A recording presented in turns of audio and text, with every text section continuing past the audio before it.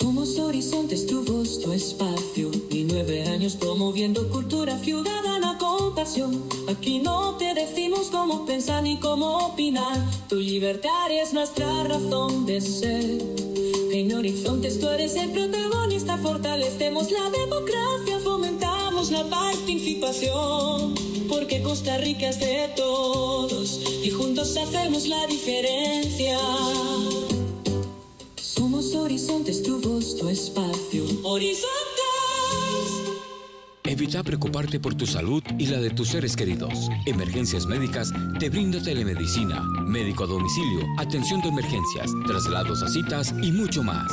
Conoce nuestros servicios en emergenciasmedicas.com. Afíliate al 2290-4444. Emergencias Médicas, un médico a tu lado. ¿Qué beneficios tengo al solicitar el usuario y contraseña en el Poder Judicial para hacer trámites en línea? Con una única vez que se presente en despachos judiciales con su documento de identidad, le darán un usuario y contraseña que le permite desde su celular o computadora solicitar la hoja de delincuencia, consultar el depósito de pensión alimentaria, verificar si tiene impedimento de salida del país, revisar su expediente electrónico, entre otros servicios. Más información en la línea gratuita 800-800-3000. Poder Judicial, fortaleza de nuestra democracia. WhatsApp, programa Horizontes, 83 41 41 42. Envíenos sus comentarios, noticias, audios y videos al WhatsApp, programa Horizontes, 83 41 41 42.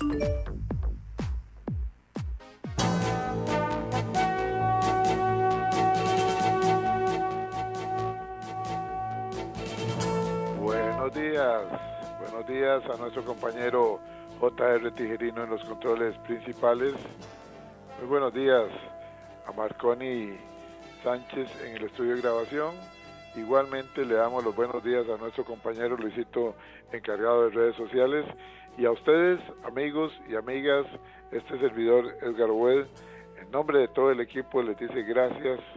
Muchísimas gracias por acompañarnos una vez más aquí en su programa de Cultura Ciudadana Horizontes, que inicia ya. A continuación, Costa Rica Hoy.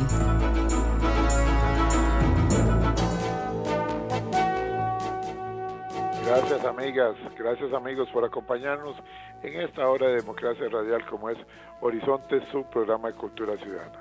Un programa que nació hace más de 19 años. En febrero, si Dios lo permite, estaremos cumpliendo 20 años de transmisión ininterrumpida de este espacio de cultura ciudadana que nació y sigue con un único objetivo: traer a través del formato nuestro a invitados conocedores de diferentes temas para que ustedes y nosotros aprendamos de ellos, para ir formándonos opinión, para formarnos criterio con personas que realmente conocen el tema. Al final, como dice nuestro eslogan en Horizontes, no le decimos cómo pensar, en Horizontes no le decimos cómo opinar, promovemos la participación ciudadana y punto. Para nosotros es un gusto compartir lo expresado por nuestros invitados, pero al final es usted quien decide si está de acuerdo total o parcialmente con lo expresado por acá por nuestros invitados. Así es que respeto para todos, aquí se vale pensar diferente, aquí no queremos personas que se sientan obligadas a pensar igual que nosotros o nuestros invitados. Les recuerdo que transmitimos en simultánea, estamos por 96.3 FM Radio Centro para todo Costa Rica y para el mundo estamos transmitiendo por medio de nuestra página de Facebook. Así es que si tiene que apartarse de su aparato de radio, pásese a la página nuestra de Facebook para que nos escuche en cualquier lugar del mundo y desde luego en este hermosísimo país como es Costa Rica. La dirección muy sencilla, facebook.com/inclinada Programa Radial Horizontes, repito, facebook.com/inclinada Programa Radial Horizontes, ingrese ahí, dele me gusta y luego solamente tiene que darle clic al link que le hemos dejado ahí, a la letrita azul, a la par de la fotografía de nuestro invitado. Ahí está donde dice hoy a las 7:20 en vivo, dele clic y escuche. Bueno, le da clic ahí a la letrita azul para que nos escuche de inmediato en su tablet, en su computadora o desde su teléfono celular. Así de sencillo, así de fácil. Y hablando de teléfonos celulares, ya está habilitada la línea de WhatsApp para que ustedes puedan participar, así como lo ha hecho ya nuestro buen amigo el licenciado Oscar Salas Porras, reportando sintonía a través del WhatsApp. Si no lo tiene, agréguelo en este instante. WhatsApp Programa Horizontes, 83414142. Repito, para que usted pueda participar durante el programa con sus reportes de sintonía y sus opiniones o sus saludos. WhatsApp Programa Horizontes, 83414142. Así de sencillo, así de fácil para que esté en contacto con nosotros. Bueno, amigos, hoy acá en Horizontes exploramos ideas transformadoras para construir un país más justo, solidario y con propósito. Hoy nos honra la presencia del doctor Juan Carlos Mora Montero, un académico reconocido y voz crítica en los temas de gobierno, política pública y ética social. Conversaremos sobre su reciente artículo titulado Una visión de futuro humanista para tiempos deshumanizados. Repito el título. Vamos a conversar sobre el artículo que recientemente escribió el doctor Juan Carlos Mora Montero, Una visión de futuro humanista para tiempos deshumanizados, donde nos invita a pensar en cómo recuperar el sentido profundo de lo humano en un mundo marcado por la tecnología, la desigualdad y la desafección social.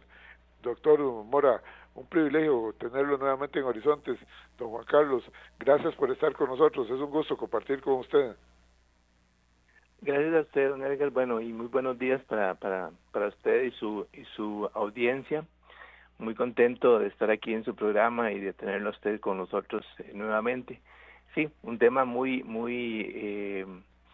sugerente, digamos, es un tema que propone, es un tema que llama, es un tema que se habla poco sobre el futuro y sobre el futuro a más largo plazo, y eso es lo que hemos querido tratar en esta publicación.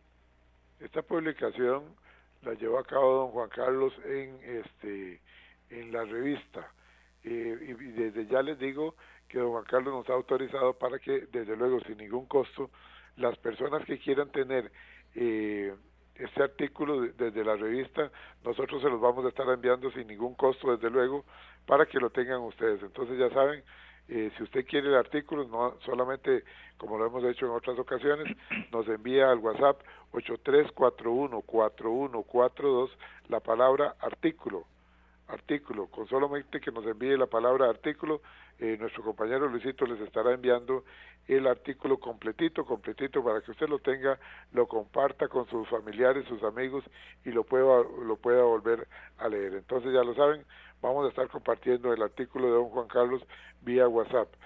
Don Juan Carlos, para entrar en materia, ¿qué motivó la escritura de este artículo?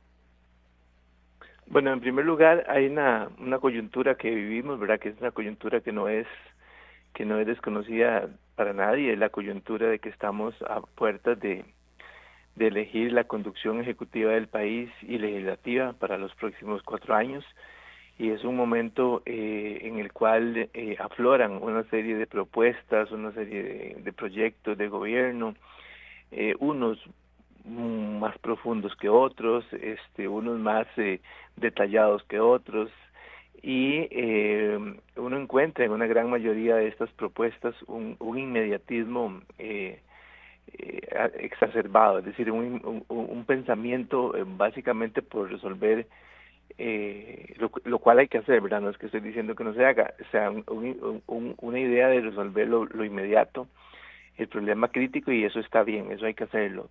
Sin embargo, no perder de vista lo que marcamos en esta publicación, que es ¿y para dónde luego? Es decir, estamos pasando un momento de turbulencia, digamos, en seguridad ciudadana, un momento de turbulencia en algunos temas, por ejemplo, la capacidad de generar consensos en el país, la desarticulación de poderes.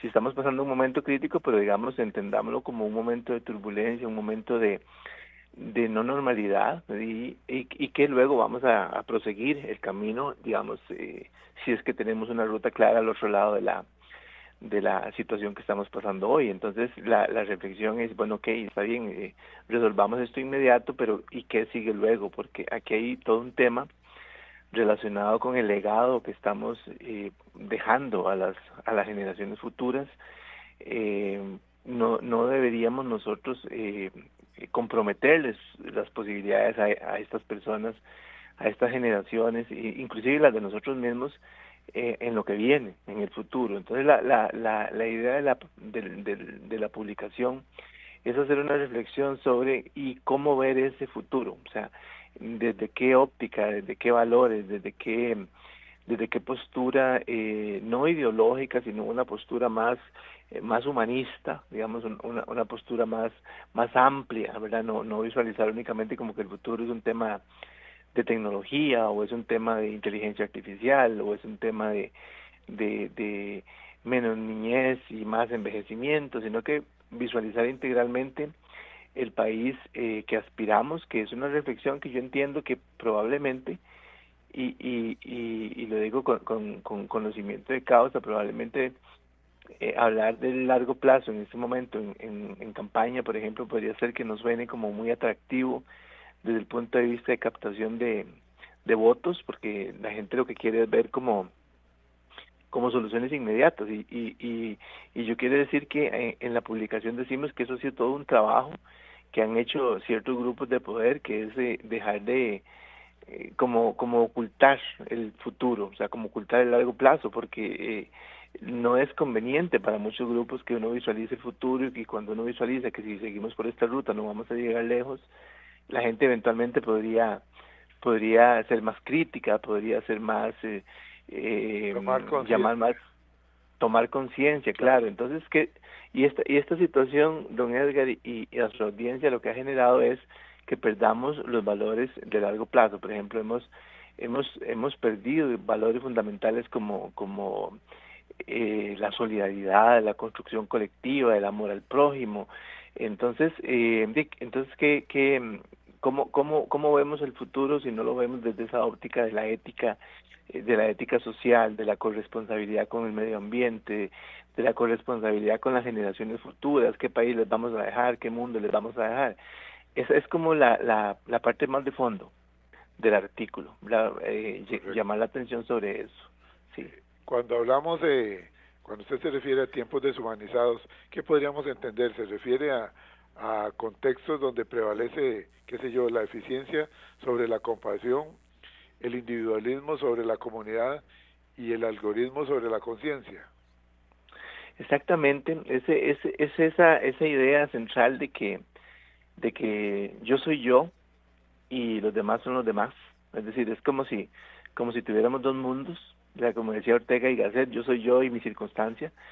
Entonces, lo que estamos diciendo es, bueno, yo tengo mi casita, yo tengo mi techo, yo tengo mi comida, yo tengo mi salario, yo tengo mis condiciones, yo tengo mis cosas, tengo mi auto. Entonces, y los demás que vean a ver cómo resuelven ellos, ¿verdad? Es decir, es un tema y si usted lo ve en los grandes, en los movimientos sociales tradicionales, también los movimientos sociales han empezado a perder de manera lamentable su compromiso con la solidaridad, ¿verdad? Es decir, los movimientos reivindicativos de este país, que lo habíamos hablado en el último programa que estuvimos, las cooperativas, los sindicatos, todas esas organizaciones, ya el centro pareciera como que el corazón de esa organización social ya no es la solidaridad con los demás. Es decir, uno ve que hay un cambio en la identidad. Es decir, son organizaciones que ya buscan el mercado, que ya buscan otras posibilidades. Algunos y entonces nos buscan llenamos liderazgo con fines políticos también en esas asociaciones. Exactamente, ¿verdad? Entonces ya yo estoy pensando en que yo me voy a acomodar y que este es un perfecto trampolín para yo pasar luego a una postura ya de poder en la estructura política. Y entonces ahí es donde yo planteo y puntúo, digamos, que se ha perdido la humanidad. Es decir, pero también hay factores de estructura, don Edgar, que nos han llevado a perder humanidad. Por ejemplo, ahora uno observa un carro que está varado en la calle y ya uno no haya cómo parar a ofrecer ayuda porque uno no sabe qué es lo que hay en ese carro, ¿verdad? Es decir, si se va a encontrar uno ahí un cadáver o qué va a pasar, ¿verdad? Entonces, antes era muy normal que cuando uno se se orillaba en la calle y levantaba la tapa, alguien paraba y le decía ¿le puedo ayudar en algo? ¿Qué fue lo que le pasó? ¿Verdad? Es decir, sí, claro. era como muy noble, o sea, una sociedad de valores solidarios, una sociedad de valores humanistas, una sociedad de valores espirituales mucho más marcados que los que tenemos hoy. Y eso nos ha llevado a esto, a que nos alejemos, a que nos cueste mucho construir consensos. Y es lo que planteamos aquí, cómo recuperar una visión humanizada en estos tiempos en que sentimos que la participación social, que la organización comunitaria, que todo esto se ha individualizado nuevamente. Esa es la reflexión, como usted dice muy bien, cómo recuperar esos momentos esos estados de conciencia colectiva y pensar que el bienestar de los demás también es una responsabilidad mía como ser humano en este planeta, y no es que cada quien tiene que resolverlo, porque no todos tenemos las mismas posibilidades. Entonces, debería de ser así, como lo dice usted. Debería de ser así, porque cuando se ven las principales manifestaciones, como usted lo expresa, doctor Juan Carlos Mora Montero, doctor en Gobierno y Políticas Públicas, docente de la UNA y de la Universidad de Costa Rica, cuando usted lo expresa así en su artículo, estas principales manifestaciones de la deshumanización, es como usted lo acaba de decir, es esa desigualdad extrema y la indiferencia ante el sufrimiento y la instrumentalización de las personas. Realmente no se vale ser tan indiferentes. Estamos perdiendo la Costa Rica en la que crecimos muchos, como probablemente usted, este servidor y muchas otras personas. Ahora, ¿qué papel juega la tecnología en este proceso? La tecnología vino para ayudarnos, pero también viene un momento en que si no sabemos cómo manejarla, cómo utilizarla, nos viene deshumanizando la tecnología. Sí, señor, absolutamente. O sea, la tecnología es, a ver, en teoría la tecnología tiene que ser un factor que viene a ampliar las capacidades humanas para resolver necesidades, que viene a ampliar las capacidades humanas para producir alimentos, mejorar la producción, adaptarnos a las nuevas condiciones climáticas, adaptarnos a las nuevas exigencias de competitividad. Es decir, esa es la parte noble, la parte clara que lleva la tecnología. Ahora, lo que sucede es que al momento de acceder a la tecnología, no todos los grupos, no todas las personas lo hacen de la misma forma o con las mismas posibilidades. Es decir, hay un espacio de desigualdad que hace que ciertos grupos en este momento estén concentrando el beneficio de la tecnología y estén obteniendo, digamos, ganancias, digamos, no solo ganancias financieras, sino ganancias de posición política y todo, mucho mayores que otras. Entonces, si todos llegáramos igual, con las mismas posibilidades de acceder a las tecnologías de punta y todo esto, probablemente podríamos decir que, probablemente diríamos que esa sería la parte más humanizada de la tecnología. O sea, es una tecnología que nos beneficia a todas las personas por igual. El problema es que cuando usted tiene un problema estructural, que es que somos desiguales, entonces también aquí vamos a ser desiguales. Es decir, ya usted tiene en este momento gente con tecnologías que nosotros de lectura en algunas revistas científicas la conoceremos, porque todavía está muy lejos de ser, y todavía dentro del país mismo, ¿verdad?, usted va a encontrar esas grandes disparidades tecnológicas. Por eso básicamente uno ve cómo empiezan a desaparecer, por ejemplo, pequeños productores agropecuarios en el campo, porque ya ahora hay tecnologías que le permiten a la gente manejar hatos ganaderos grandísimos con poco personal, producir, digamos, con sistemas de riego altamente tecnificados. Es decir, hay una serie de tecnologías que están marcando ya una diferencia entre un grupo que logra agarrarse de ahí y otro que no, y eso, digamos, en las mismas universidades. Hoy quise venir, estoy aquí solo en la biblioteca de la Universidad Nacional, porque quería estar en la universidad cuando tomaba la llamada, porque la universidad también ha dejado, digamos, ha perdido esa mística de ser como un espacio de pensamiento para la humanización. Es decir, no solamente un espacio para pensamiento crítico y todo esto, sino un espacio para humanizar, porque aprovechándome de que hoy es el día de la confraternidad, que inicialmente era el día del maestro, uno pensaría qué gran responsabilidad formar personas, no solamente a nivel de la primaria y la secundaria, sino a nivel de la universidad. Es decir, nosotros estamos formando los profesionales que que luego van al campo y hacen la política pública y desarrollan programas y proyectos. Y entonces esta idea de que vivimos en una estructura desigual que hace que los beneficios de la tecnología no sean universales, hay que analizarla, ¿verdad? Desde las universidades, desde todos los espacios, desde los medios de comunicación, porque justamente no quisiéramos un futuro en el cual tengamos otra vez dos países, como se hablaba en Costa Rica, como se habló con el tema educativo, que teníamos las dos Costa Ricas. Bueno, ahora vamos a las dos Costa Ricas en salud también. Sí, claro. Las dos Costa Ricas en tecnología. Eso sería muy lamentable porque estamos en la era de la tecnología y la inteligencia artificial, ¿verdad? Entonces, yo igual que muchos costarricenses, creo que nos sentimos un poco incómodos, un poco defraudados cuando se cuestiona, ¿verdad? Como se cuestionó en la marcha de los productores, que una persona de productora ahora tiene que tener un chapulín, ¿verdad? O un auto que le permita, un carro de carga que le permita, no es un carro que tenga que andarlo uno empujado con una carreta con bueyes, ¿verdad? Tiene que ser un carro, digamos, que le permita al productor sacar su producto en condiciones difíciles, que tiene que tener doble tracción y ciertas capacidades. Es decir, esa es la parte que uno dice, ellos tienen que acceder a eso, porque si no perderían competitividad. Totalmente no podrían. De acuerdo, sí. O sea, cosa que sí, no es cierto, puedes... digamos, cuando los agricultores, por ejemplo, para rebatir los argumentos del señor presidente, le dicen al presidente que, por ejemplo, en la presidencia ejecutiva de la IA, se anda un carro pagado por nosotros los costarricenses de más de $70,000. Eso no se necesita ahí, pero el agricultor sí lo necesita. Ahora, don Juan Carlos, ¿cómo se vincula esto con las políticas públicas actuales? ¿Será que se piensa solamente en números y no en personas, y muchas políticas carecen de un enfoque humanista? Sí, las políticas carecen de un enfoque humanista real, porque, a ver, nosotros convertimos las políticas públicas costarricenses en documentos, ¿verdad? Entonces aquí usted pregunta, ¿hay una política pública sobre, por ejemplo, qué sé yo, hay una política pública en materia de seguridad? Entonces le enseñan un documento, ¿verdad? Le enseñan un documento de 150 páginas, ¿verdad? Y entonces la política dice, claro, Costa Rica se compromete con los compromisos que ha asumido a nivel internacional, la visión de esta política es con perspectiva de género, con perspectiva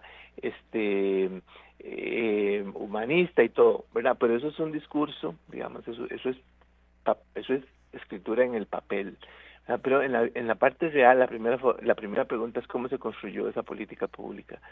Y nosotros hemos dejado de construir, nos hemos hecho muy tecnócratas en el diseño de política pública.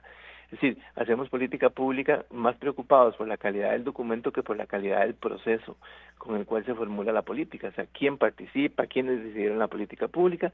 Y luego lo más interesante, don Edgar, es que a la hora de la ejecución de estas cosas, la gente dice, no tenemos recursos para ejecutar esta política. Aquí dice que había que hacer esto, pero no hay recursos.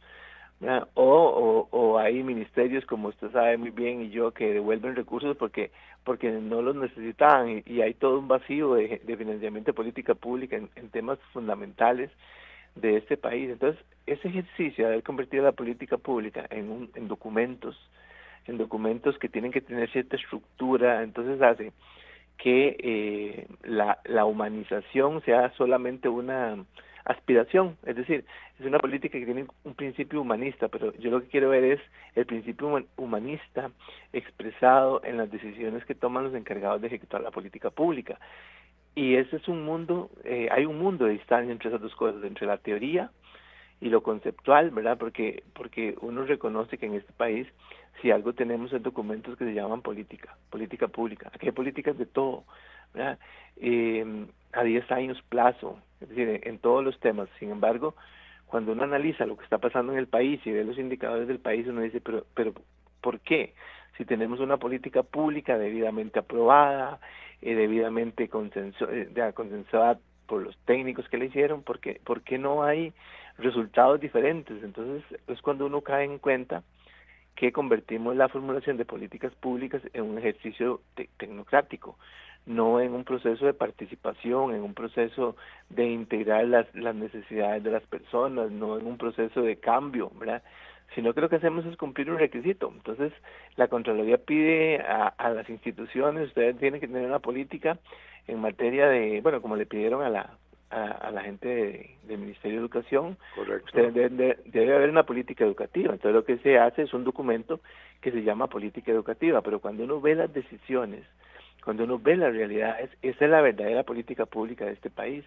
Y yo siempre lo recuerdo y siempre lo trabajo con la gente que hago de estas cosas de política, es la política pública es lo que hace o lo que deja de hacer la autoridad, o sea, el gobierno o el Estado, ¿verdad? Es decir, no es cierto que la política pública es lo que está escrito, es lo que se está haciendo. O sea, usted puede decirme a mí... responsabilidad del Estado ahí en recuperar esta visión también.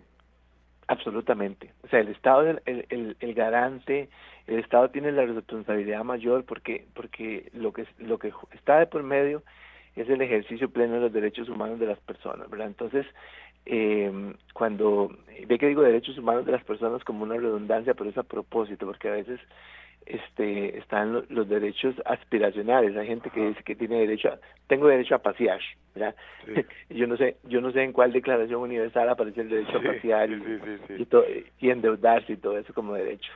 Tengo derecho a comprarme el último vehículo aunque no lo pueda pagar, pero yo me merezco ese premio. Tengo derecho. Sí, don Edgar. Exacto, o sea, es un tema de derechos como subjetivos, digo yo, ¿verdad? Sí. Por eso digo derechos humanos de las personas, porque yo digo, tengo derecho a darme este gustico, y ese gustico es una deuda de 10 millones de colones, no sé de cuántos, ¿verdad? Y luego sufrirlo. Eso es, claro, la responsabilidad del Estado es suprema, ¿verdad? Es suprema porque el Estado es el que tiene que garantizar el ejercicio, o la cultura, o el espacio, para que nosotros ejerzamos los derechos humanos, ¿verdad? Obviamente nosotros tenemos una responsabilidad, por supuesto, pero es el Estado, es un principio fundamental del derecho humano. Lo aprendí yo con el que en vida era don Rodolfo Pisa Escalante, ¿verdad? Que nos dio un curso sobre derechos humanos, y me acuerdo que él decía, los derechos humanos tienen dos características. La primera es que son inherentes a las personas, o sea, usted nace con esos derechos. Ajá. Y la segunda dice es que es el Estado, o sea, son exigibles frente al Estado, o sea, es el Estado el que debe crear las condiciones para que se cumplan. Y por supuesto, cuando usted tiene un Estado que no reparte bien la riqueza, un Estado que tiene vacíos en materia de política pública, tiene un Estado que no está honrando ese principio fundamental del derecho humano. Vamos a ir un momentito a la cabina central, si usted me lo permite, doctor Juan Carlos Mora Montero, y ustedes, amigos y amigas oyentes de este programa de Cultura Ciudadana Horizontes. Vamos a la cabina central y retornamos en breve para seguir compartiendo con el doctor Juan Carlos Mora Montero, doctor en Gobierno y Políticas Públicas, docente de la Universidad Nacional y de la Universidad de Costa Rica, que nos trae el tema de hoy, una visión de futuro humanista para tiempos deshumanizados. Les reitero la invitación. Si usted quiere el artículo completo de don Juan Carlos, sin ningún costo, envíe en este momento la palabra artículo al WhatsApp 83414142 y con gusto se lo estaremos enviando sin ningún costo para que usted lo tenga y lo pueda releer y compartir con sus amigos. Retornamos. Y a esta hora, actuamos o hablamos con Carlos Monge. Si yo dijera redes antisociales, ¿ustedes me captarían la idea? Yo creo que sí, porque si bien es cierto, las redes sociales han logrado que intercambiemos mensajes con personas de nuestro círculo social, haciendo llegar saludos de cumpleaños, de buenos días, apoyo en momentos difíciles y hasta las noticias antes que los medios formales. También es cierto que por medio de esas mismas redes se nos abrió la relación con un paquete de gente que nunca hubiéramos considerado en nuestro círculo social. Y ahí está el problema, dificilísimo de enfrentar, porque por ahí nos llegan los estafadores, las noticias falsas, imágenes indeseables, así como la peor evidencia de la decadencia humana, por la gente que saca a relucir lo peor de su corazón, de su vocabulario y lo más bajo de su ser.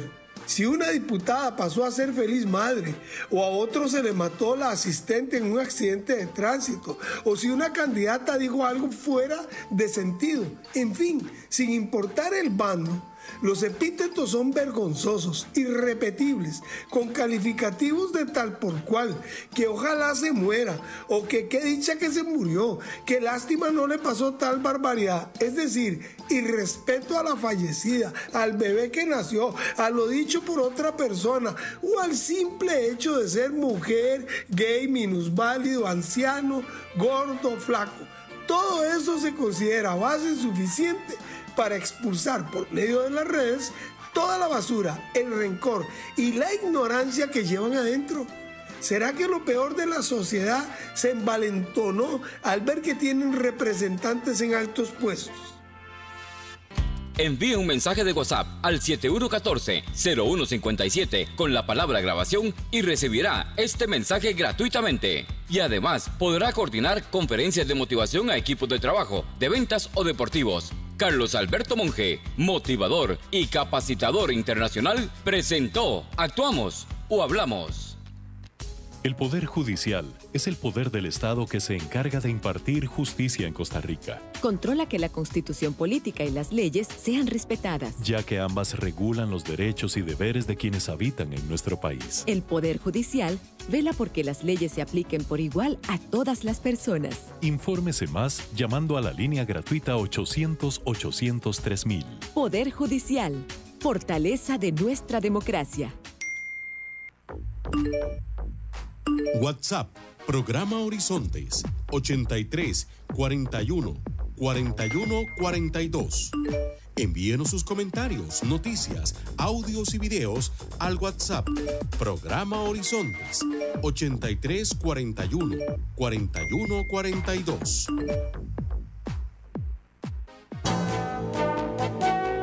Estamos de regreso aquí en Horizonte, su programa de Cultura Ciudadana. Gracias a todas las personas que están participando por medio de nuestra línea de WhatsApp. Les recuerdo el WhatsApp nuestro, si usted no lo tiene, agréguelo en este momento, 83414142. Estamos enviándole a todas las personas que envíen la palabra artículo al WhatsApp 83414142, el artículo completo escrito por el doctor Juan Carlos Mora Montero, doctor en Gobierno y Políticas Públicas, docente de la Universidad Nacional y de la Universidad de Costa Rica. El artículo que él escribió se titula Una visión de futuro humanista para tiempos deshumanizados. Un artículo que realmente vale la pena releerlo y volverlo a leer y compartirlo con todos sus familiares y amigos porque tiene mucho contenido. Así es que sigan enviando la palabra artículo, así como lo ha hecho. Vamos a ver por acá, Edgar El Tocayo desde Pérez Celedón dice: no me lo pierdo cuando estaba Juan Carlos, por favor, don Edgar, envíenos el artículo para compartirlo en familia y con nuestros trabajadores. Con mucho gusto, don Edgar, allá para la zona sur, para Pérez Celedón, le va a llegar con mucho gusto. Igualmente desde Guanacaste, dice Loría, por favor me envían el artículo, quiero leerlo. Ok, perfecto, con muchísimo gusto. Lawson también, con muchísimo gusto, Lawson. Un saludo para Mario Arias allá que nos está escuchando con buen frío en Nueva York, tomando café de Costa Rica. Él es costarricense, radicado allá. Saludamos a Mario Arias entonces allá en Nueva York. Don Maynor Vargas, siempre es un gusto saber de usted, le saludamos.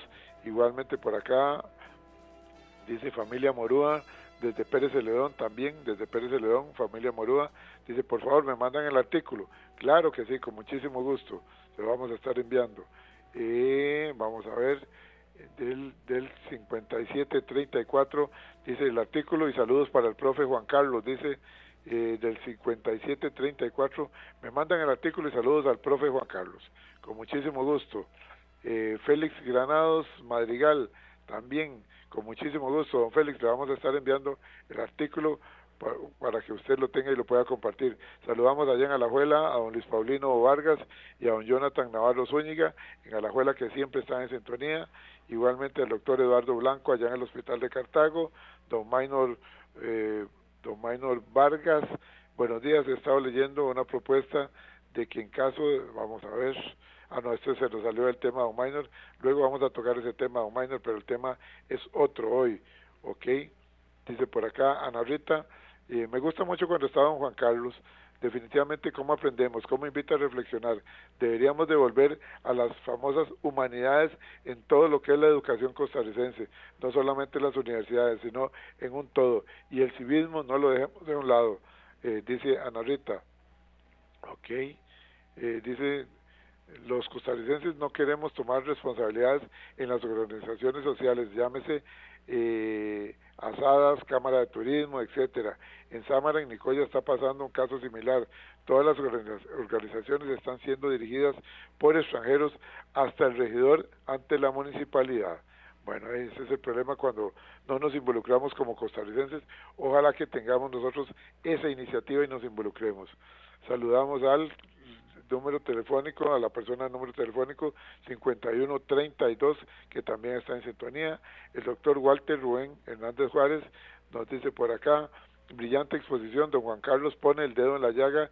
El ser humano, el ciudadano, es el sujeto y objeto por excelencia de la política que se debe centrar en el respeto absoluto de los derechos humanos, que son inalienables, irrenunciables e imprescindibles, y de acatamiento obligatorio para quien gobierna. Atentamente, doctor Walter Rubén Hernández Juárez. Un saludo para el buen amigo licenciado Oscar Salas Porras, allá en la Cámara de Agricultura Orgánica. Se le quiere, se le respeta, a mi estimado Oscar. Y saludamos también al doctor Marco Vinicio Boza, que está en sintonía. Bueno, aquí hay un saludo muy especial para la gente de la Fiscalía, que dice que están en sintonía. Siempre es un gusto saber de ustedes, amigos de la Fiscalía, que llevan a cabo un gran trabajo por una Costa Rica mejor. Vamos a continuar con nuestro invitado. Les repito, sigue abierto el WhatsApp para que usted envíe la palabra artículo, y le estaremos enviando el artículo sin ningún costo, con muchísimo gusto. El artículo se titula Una visión de futuro humanista para tiempos deshumanizados. Esto lo escribió en la revista el doctor Juan Carlos Mora Montero, doctor en Gobierno, Políticas Públicas y docente de la Universidad Nacional y de la Universidad de Costa Rica. Vamos a continuar con algunas de las preguntas que teníamos preparadas. ¿Dónde ve más clara la ruptura entre técnica y ética, don Juan Carlos? Esto es una pregunta que nos hace reflexionar mucho. Usted sabe que yo la puse acá dentro del cuestionario que le estamos planteando a usted, porque realmente entre técnica y ética, no sé, pareciera que hay una ruptura en ocasiones, y no sé si será en políticas económicas que sacrifican derechos por competitividad, o en tecnologías que reemplazan el juicio humano. ¿Dónde ve usted esa ruptura? Bueno, ese es un tema medular, un tema de fondo. Bueno, muy agradecido con los comentarios que hacen las distinguidas y distinguidos oyentes del programa. Ese tema que usted plantea, ¿dónde hay esa decisión, esa separación entre dónde quitamos lo ético como el eje, la ética y los valores? Cuando nosotros quitamos eso es porque probablemente a quienes querían o a quienes estaban visionando el futuro que deseaban, esas cositas como que les estorbaban un poquito, porque la ética lo que dice, o sea, en un principio ético fundamental dice que hay cosas que son legales pero no son éticas. Es un tema entre técnica y ética, o sea, es el tema de lo correcto y lo incorrecto, ¿verdad? Son lo bueno y lo malo, o sea, son discusiones que meten ya prácticamente hasta elementos morales dentro de la conversación. Es decir, es ético que una persona tenga tanta riqueza y otra persona no tenga ni a dónde vivir. Es decir, o sea, si fuera desde el punto de vista ético, uno diría que eso no debería ser, pero desde el punto de vista de la competitividad y del mercado, y pues le van a decir a uno, bueno, aquel tuvo la oportunidad y la aprovechó y se hizo así de rico. Pero es que ese es el tema que veníamos tratando. El tema es cuando las condiciones en las que accedemos a los recursos y a esas cosas son tan diferentes, es decir, es de tanta distancia. O sea, hablemos de cosas básicas. O sea, siempre lo hemos dicho en temas de ética y técnica. ¿Cómo es posible que el lugar donde usted nazca, en este pequeño país, el lugar donde uno nace define mucho de las posibilidades que tiene uno en el futuro? Es un tema de por qué hay que emigrar a a las áreas centrales, porque uno tiene la única forma de que un estudiante logre resolver una serie de demandas que tiene el mercado laboral es trasladándose. Entonces ahí hay un tema de que las mismas estructuras y las mismas políticas que hemos creado muy técnicas no han facilitado, no han promovido el que la gente tenga esas condiciones de igualdad. Ve que lo que dice este señor que está pasando en Sámara y que pasa en otros lugares, porque un extranjero se mete en una Claro. organización comunitaria. O sea, ¿qué es lo que ese extranjero ve que nosotros no estamos viendo? O sea, ¿para dónde estamos viendo nosotros? O sea, por ejemplo, cuando uno conversa con gente que es de otro país, la gente le dice a uno, cuiden esa agua que tienen ustedes, o sea, cuiden el agua, ¿verdad? Pero entonces, nosotros, ¿será que la vemos ahí y la tenemos aquí y llueve como hoy llovió en la mañana y todo? Entonces uno dice, no, aquí tenemos mucha agua. Entonces, como que no nos preocupa el agua del futuro, o sea, como que no nos preocupa la desigualdad en el futuro. Entonces, ahí es donde ponemos el punto en la I, ¿verdad?, sobre la humanización de la forma en cómo se hace política pública. Y creo Surge aquí una pregunta, ¿la educación está cumpliendo con su papel humanizante? Creo que iba puramente a eso, porque lo planteó la señora con este tema de las humanidades, es decir, aquí yo no me hace muy feliz don Edgar ver la cultura de los memes. Me río con algunos de ellos, ¿verdad? Pero es que a mí me da mucha preocupación cuando se toman temas de tanta importancia y relevancia como un meme. Es decir, es un meme, por ejemplo, ver un estudiante que está todavía estoy exagerando un poco, un estudiante que está todavía con una candela estudiando. Ya en este país prácticamente eso no sucede, ¿verdad? Eso es una muy buena situación que tiene este país en materia de cobertura. Pero es una comparación exagerada, ¿verdad?, de un estudiante con candela y otro estudiante con una lámpara de última generación, de un tipo de luz que ya no le afecta a los ojos. Es decir, todas esas cosas las llevamos a la educación. Creo que la base fundamental, digamos, de un cambio en la humanización del futuro del país arranca en la educación. Yo creo que la educación no es un cliché decir que la educación es la base de todo cambio social y es la única que permite que el cambio sea sostenible, es decir, formar valores, formar humanidades en un tiempo tan instrumental, tan tecnológico como el que vivimos. Ya no solamente es un requisito, es que es una necesidad.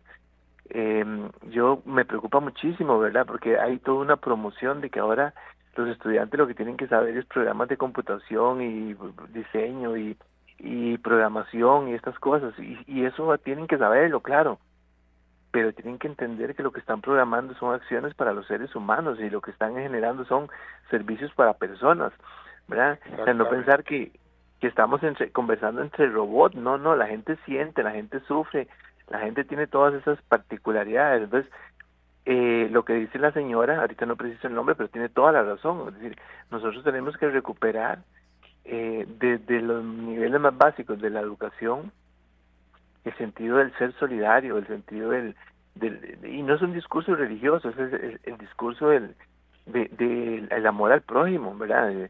El prójimo es cuando uno ve toda esta desconfianza que hay ahora, como dicen los indicadores de que prácticamente ya no confiamos en nadie, pues claro, es que todas las condiciones se han dado para que sea así. Y no le quepa la menor duda que a alguien le interesa que sea así, ¿verdad? Que seamos un país desunido, estamos divididos, más divididos, ¿verdad? Más fácil, más presa fácil somos de ciertos discursos. Y de los políticos. Don Juan Carlos, le dice Coto desde Cartago, dice, aquí los estamos escuchando desde Cartago, un grupo de compañeros que estamos, trabajan en JASEC, ellos están desayunando, dice, estamos desayunando, paramos un momento aquí en el frío, en las faldas del Irazú, les estamos escuchando. Excelente el programa. Decíamos aquí entre compañeros que bueno, ¿y qué papel tienen los medios de comunicación cuando vemos que hay 2 canales de televisión que se dedican a pretender engañar a la gente hablando bellezas de este gobierno? No importa si es malo o regular. Lo que sucede es que es evidente que estos 2 canales de televisión se pasan haciéndole loas al presidente Chávez. Así es que queremos un comentario sobre el papel de los medios de comunicación, incluyendo a este de Horizontes. Bueno, muchas gracias. Y ahí va la respuesta de don Juan Carlos. Así es que don Juan Carlos, con total libertad, puede incluir a este medio también Horizontes. Claro, vieron, entonces la base del gran cambio es la educación, pero los medios de comunicación y cuando hablamos de medios de comunicación no nos referimos únicamente a los medios formales, sino que eso es más amplio, son los canales, claro, hay algunos canales que tienen unas grandes coberturas, emisoras de radio, ahora hay muchas emisoras, ¿cómo se llamarán? Digitales, ¿verdad? Estas de las redes sociales. Correcto. Sí.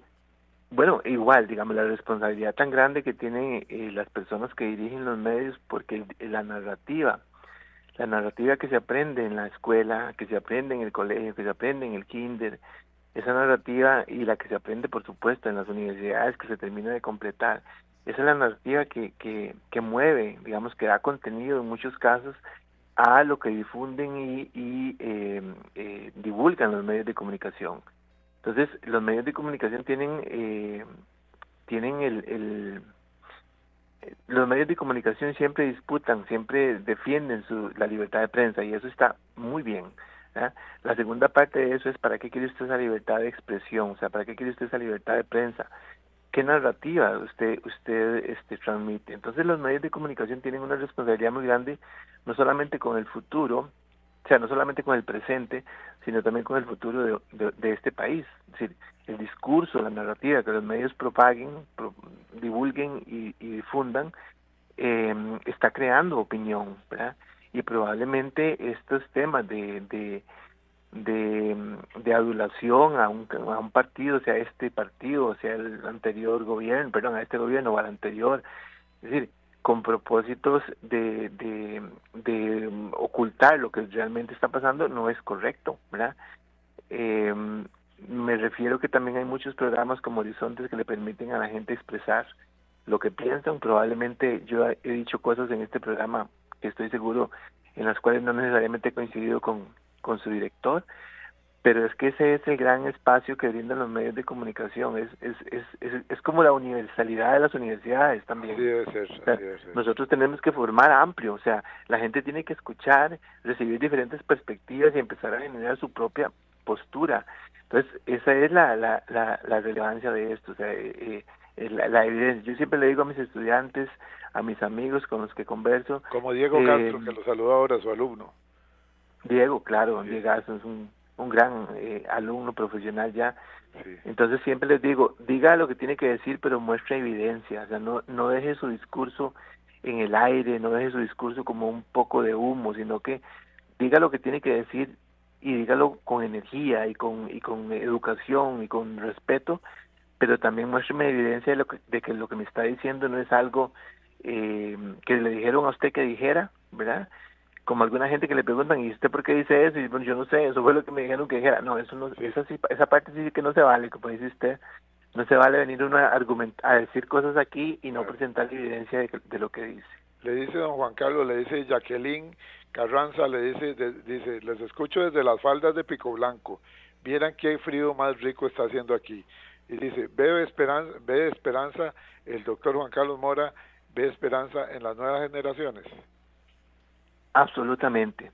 O sea, yo creo que hemos parte del discurso, digamos, de un discurso que en mi concepto, en el de Juan Carlos Mora Montero, no es correcto, es decir que esta es la generación de cristal y todo aquello. Esta generación, digamos, lo que ha tenido es que esta generación voy a poner entre comillas lo que digo, fue la víctima del abandono del pensamiento futuro y de la humanización que tuvimos los adultos. Es decir, nosotros les transmitimos a ellos los antivalores que le estamos transmitiendo. O sea, no es posible, don Edgar, no es posible ver usted a una persona que va a dejar a un niño a la escuela, ¿verdad?, en la parte de atrás de su carro, y la otra persona conversando por el teléfono celular y manejando, ¿verdad? O sea, esa es la educación que le pasó ese adulto a ese niño, y así ha pasado en los últimos años. O no es posible que ver a un muchacho sentado en la sala cuando se le voy a sentar y ver que el papá o la mamá están pegados del teléfono haciendo otra cosa. Es decir, nosotros les inculcamos a ellos este individualismo, esa no conversar, como cuesta tener una conversación, digamos, en muchos espacios. Pero ahorita que Dios me ha dado la oportunidad de hacer un trabajo de construcción de una visión de futuro en un cantón de este país, con jóvenes y con niños, ¿verdad? Y los pongo en los talleres a que dibujen el futuro que están visualizando para su cantón en los próximos 10 años, la primera pasada que hacen ellos es una visión totalmente complicada. Esa es una visión que usted dice, uy Dios, ¿para dónde vamos? Pero luego cuando ellos empiezan a reflexionar, empiezan a pensar profundo y se les estimula para pensar profundo, empiezan a salir una serie de proyectos, una serie de ideas que usted dice, no solamente es importante y no solamente tenemos esperanza, sino que tener esa esperanza es una necesidad. Sí, y ellos tienen esperanza, ellos lo que les ha pasado es que como que han relegado su compromiso y su esperanza, porque como que no cabe en la sociedad que están viviendo, o sea, no tienen ni cómo decirlo. Es decir, a veces hacen manifestaciones que son como arrebatos de mala crianza, que puramente lo que buscan es que se les ponga atención, ¿verdad? Es como cuando los chiquitos pequeños le hacen a uno eso de pegarle un berrinche, y es para que uno les ponga atención. Yo creo que sí, yo diría que tengo yo mucha fe, mucha esperanza y evidencia en la nueva generación. Riesgos si no corregimos el rumbo, riesgos para la sociedad costarricense y por qué no del mundo, si no corregimos este rumbo. Bueno, por supuesto que sí, también tenemos muchos riesgos. No quisiéramos decir como, o sea, a mí me dolería mucho que conversemos dentro de unos años y digamos cómo fue que si lo hablamos en aquel viernes en el programa, cómo fue que si hablamos de estos riesgos hoy se materializaran y no hiciéramos nada. Eso me dolería mucho, pero claro que hay riesgos. O sea, riesgos de decir, ¿y ahora cómo nos devolvemos? ¿Y por qué llegamos donde llegamos? ¿Y cómo llegamos aquí? ¿Y cuándo en este país pasaba esto? ¿Y cuándo en este país pasaba el otro? Eso me parece que sería muy lamentable. Yo por eso siempre abogo por la anticipación. Mejor tomar las decisiones adecuadas en este momento para evitarnos tener que sufrirla y tener que lamentarnos luego de lo que hicimos. Entonces creo que eso hay que construirlo, ¿verdad? Es un proceso de construcción que es fundamental, y la construcción es como lo que nos cuesta mucho. Así comienza el artículo, o sea, cómo nos cuesta ahora generar consenso hasta de cómo ordenar la casa de uno mismo, ¿verdad? O sea, está un poco, pero hay esperanza, don Edgar, claro que sí. ¿Cuáles serían las amenazas más sutiles de la humanidad? Podríamos hablar de indiferencia, desinformación, la banalización del mal. ¿Cuáles diría usted que son las amenazas más sutiles a la humanidad? Sí, creo que coincido plenamente con las que ha leído. Me parece que una de las amenazas más importantes que hay es yo la llamo deshumanización, pero es esa, es perder de vista que este planeta, que este país, que nuestra comunidad es un proyecto colectivo, ¿verdad? Es un proyecto que no puede construir una persona sola, y no queremos que lo haga una persona sola, porque no queremos darle el poder a una persona para que lo haga sola tampoco. Entonces creo que esa indiferencia con el bien común, esa indiferencia con los demás, esa indiferencia con las necesidades de los demás, me parece que nos ha llevado a caer en uno de los mayores amenazas, y creo que eso tiene que ver mucho con el tema de la información. Creo que nos está llegando demasiada información tergiversada. O sea, la gente dice las redes sociales son una barbaridad. En las redes sociales el discurso es lo más soez, lo más bajo que hay. Sin embargo, también hay redes sociales que transmiten cosas muy buenas, pero la gente generalizó, ¿verdad? Claro. Entonces yo sí creo que la desinformación es un gran tema, donde vivimos en un momento de posverdad. Gente se beneficia con la mentira, entonces promueven todo eso, lo difunden, y ahí sí estamos con una falta importante. Entonces creo que ahí son de las cosas que habría que trabajar y habría que corregir a futuro. El rol de la espiritualidad o trascendencia en este enfoque, ¿considera usted que sin una dimensión de sentido la vida se vuelve solo repetición y consumo? Totalmente. O sea, la espiritualidad entendida, digamos, a su forma más filosófica y epistemológica, no la espiritualidad como una práctica religiosa, sino como un ejercicio humano, es uno de los pilares que sostienen, digamos, a los seres humanos. O sea, un ser humano que no tome el tiempo para reflexionar quién soy, por qué existo, para dónde voy, con alguna regularidad, es una persona que se va a llenar, o sea, va a dejar todo el espacio para llenarse de discursos vacíos.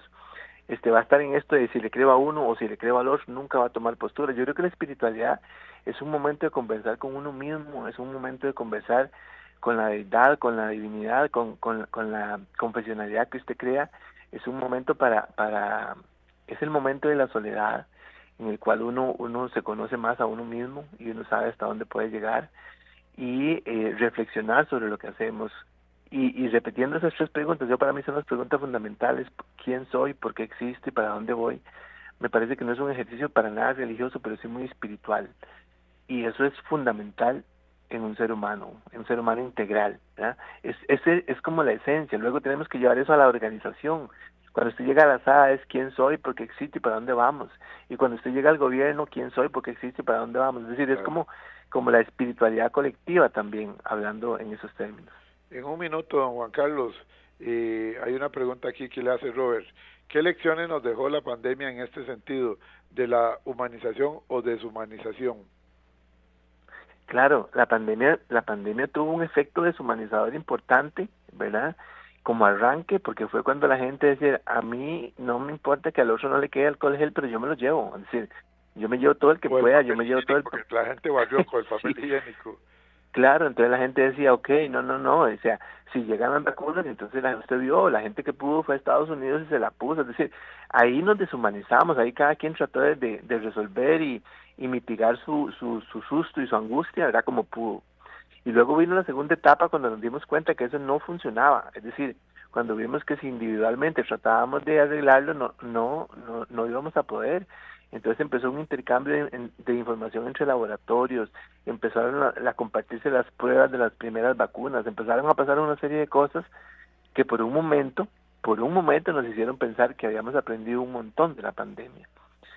Pero ya luego empezamos a ver como que el aprendizaje fue muy poco sostenible, porque volvimos otra vez con la viajadera en avión, habíamos pensado que el planeta se podía recuperar, porque muchas cosas que hacíamos viajando a otro país no eran necesarias hacerlo, lo podíamos hacer virtualmente.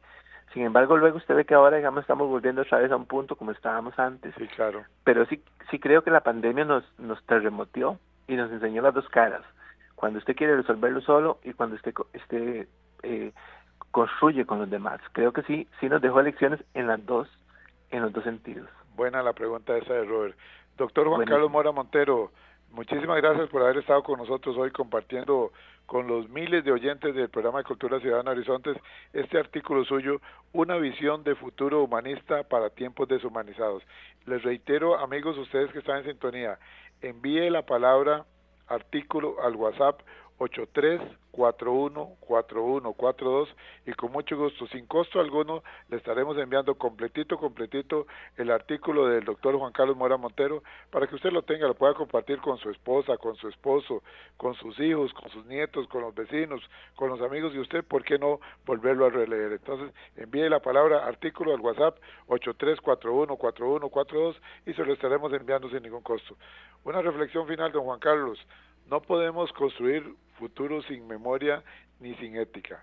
Una visión humanista no es nostalgia, es un acto de coraje, es creer que la dignidad no es un lujo sino un derecho universal. En tiempos deshumanizados, pensar y actuar con humanidad es el acto más radical y necesario. Muchísimas gracias, doctor Juan Carlos Mora Montero, por haber estado con nosotros. A la orden, don Edgar, siempre. Siempre es un gusto, un abrazo a la distancia. A ustedes, amigos y amigas, gracias por habernos acompañado. Que la pasen muy bien, pásenla en familia, como decimos siempre. Un abrazo a la distancia y será el lunes próximo que estemos nuevamente acá en Horizonte, su programa de Cultura Ciudadana. Buenos días.